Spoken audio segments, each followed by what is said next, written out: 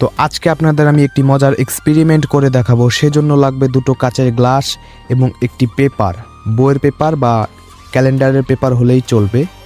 তো প্রথমে যদি আমরা এই কাগজটাকে যদি এইভাবে ভাঁজ করে যদি আমরা দুটো গ্লাসের উপরে এইভাবে রাখি, তো আমরা যদি এই গ্লাসের উপরে পেপারটি রেখে তার উপরে একটি কাচের গ্লাস রেখে দেই, দেখুন কাচের গ্লাসের ওজনটা কিন্তু একদমই বহন করতে পারছে না।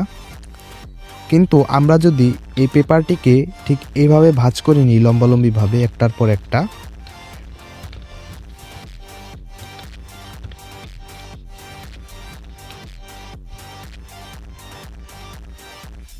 এবং ভাঁজ করা হয়ে গেলে এরকম ভাঁজ করা হয়ে গেলে গ্লাসের উপর এইভাবে রেখে যদি আমরা আবার গ্লাসটি রেখে দিই, দেখুন সহজেই কিন্তু ওজনটি বহন করে ফেলছে।